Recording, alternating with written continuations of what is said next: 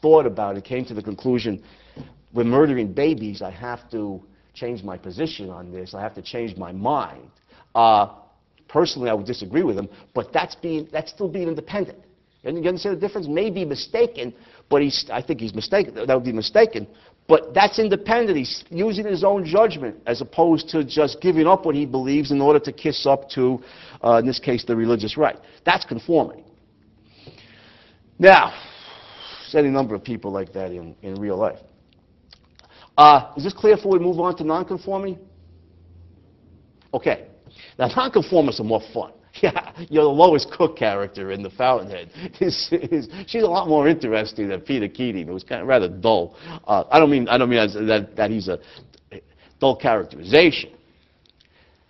He's just as a person, he's not as colorful as Lois Cook. By the way, it reminds me of something about the Peter Keating characterization, which I think is brilliant. I taught business ethics at Marymount College for like 12 years and used The Fountainhead as the main text in that course.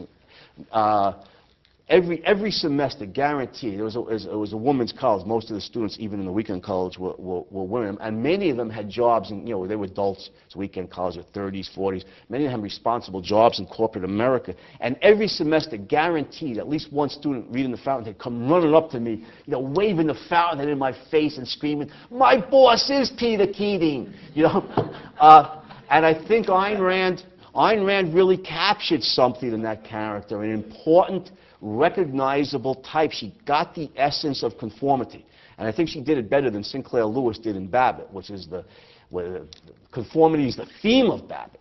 It's not even the theme of The Fountainhead. Ayn Rand's focus in The Fountainhead is on Howard Roark, not on Peter Keating. And she still got the essence of conformity better than I think Sinclair Lewis did. So he's an important character in the story. But the nonconformists are more colorful. Thinking of Sinead O'Connor, if anybody is old enough to remember her. Lois Cook is a perfect example in the story of nonconformity. Does anybody remember good old Lois Cook, what she stands for, who she is, what she wants, what's the style of her soul? Well, she hires Keating to build a house, right?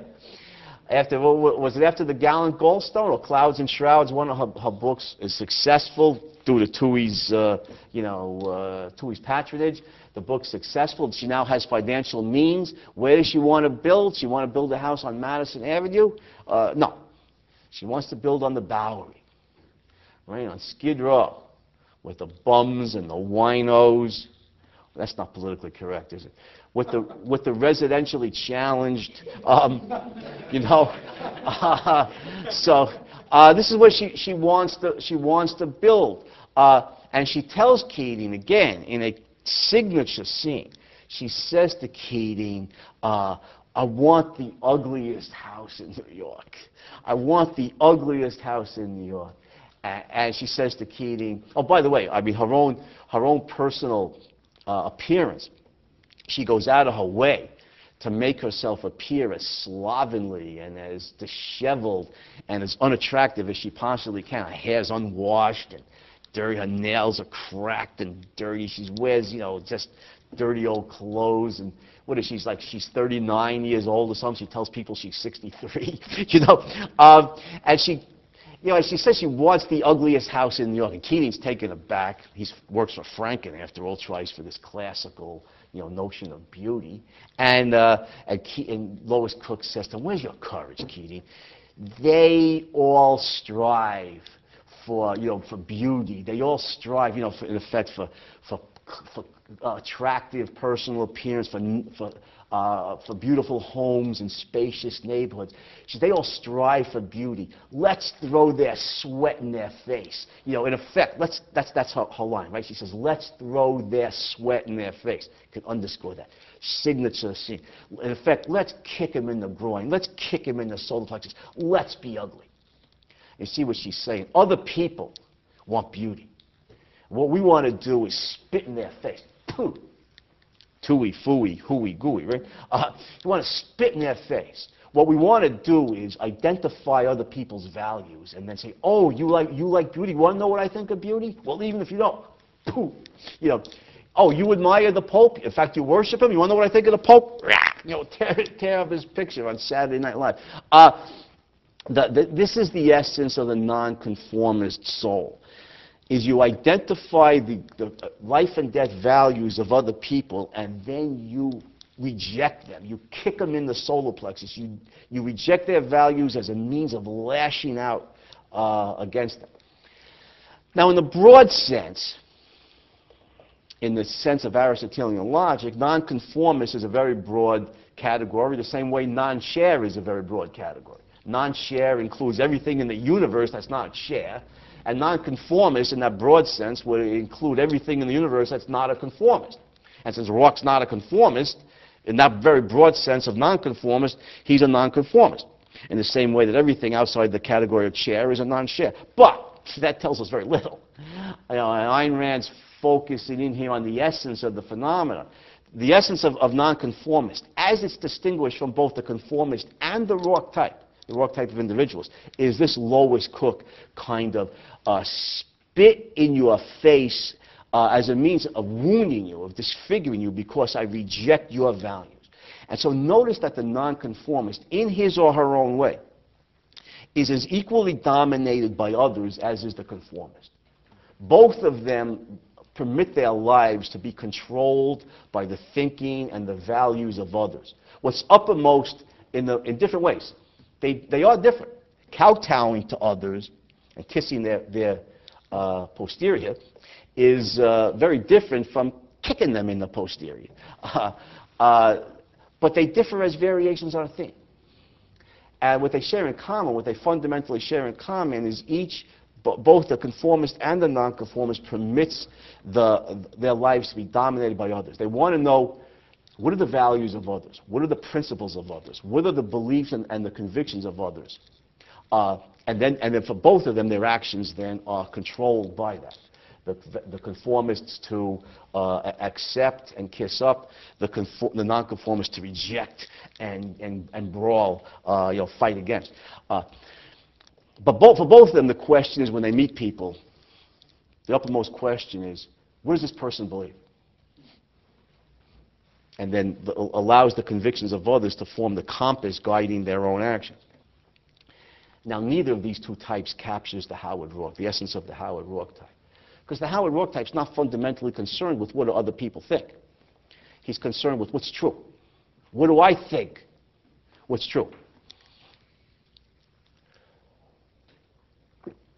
And so he does not live his life in obedience to others, nor does he live his life in reaction against or in rebellion against others.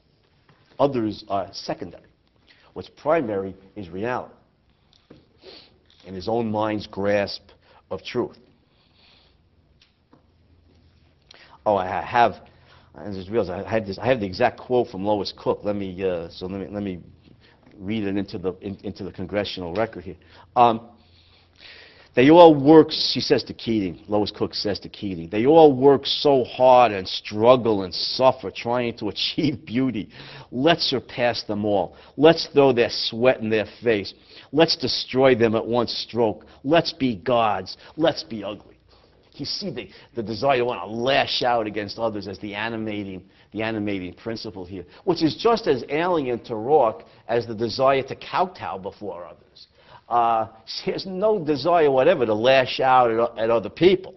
What he wants to do is create. And so other people are enormously secondary in his life.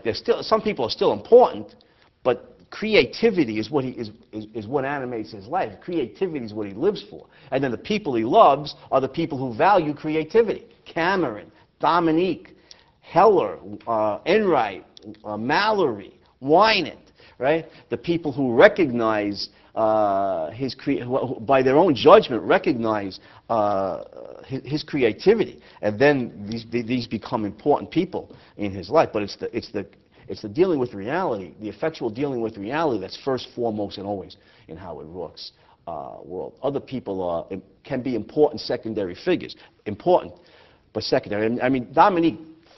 Remember what Dominique says to Roark? She says, we'll get married, you'll give up architecture, you know, you'll go be a clerk in a shoe store, you know, we'll settle down in Steubenville, Ohio, you know, and you'll give up architecture, and you can sell shoes. And Roark struggles, you know, not to laugh in her face. You know, he doesn't want to hurt her feelings. She's important. He doesn't want to laugh at her. But as important as Dominique is, and she's the love of his life, there's no other women. Notice that Ayn Rand cut the scenes with Vesta Dunning from their outtakes from the Fountain. She did not include them, stressing the point.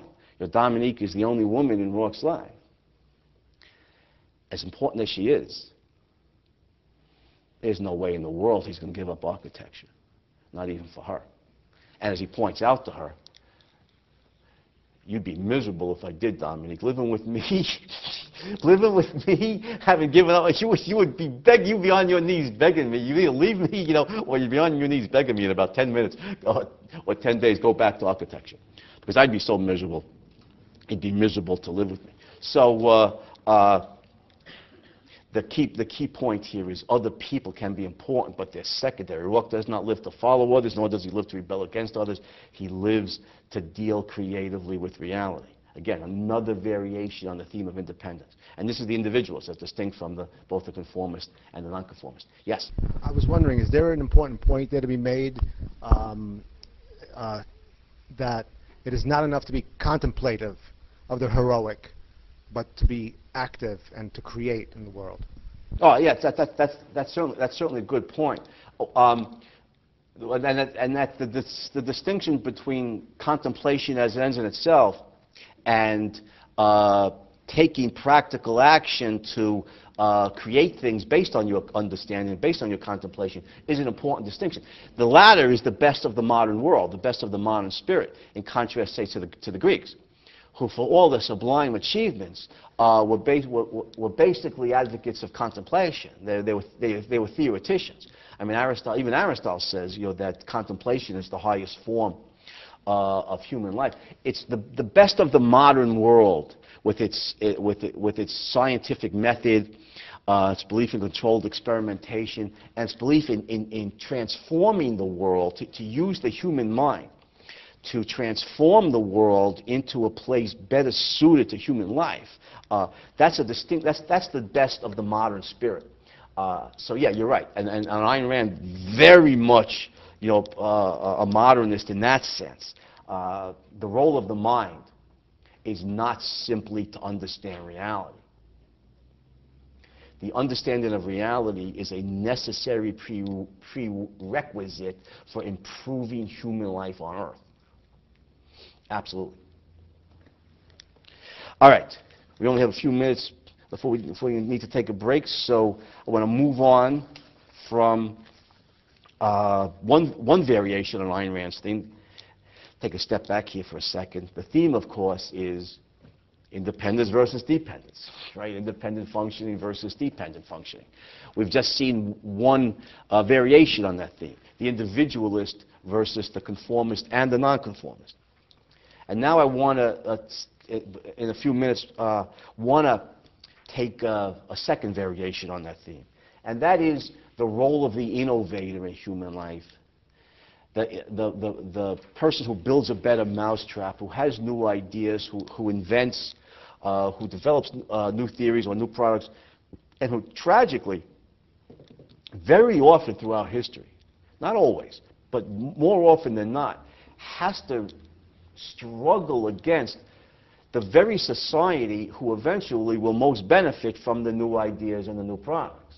Here's the person who, 100 years after he's dead, they'll build a monument to him in Central Park, but while he's alive, they'll make his life a living hell, make his life miserable. I expect to see monuments to Ayn Rand all over New York. Actually, I won't.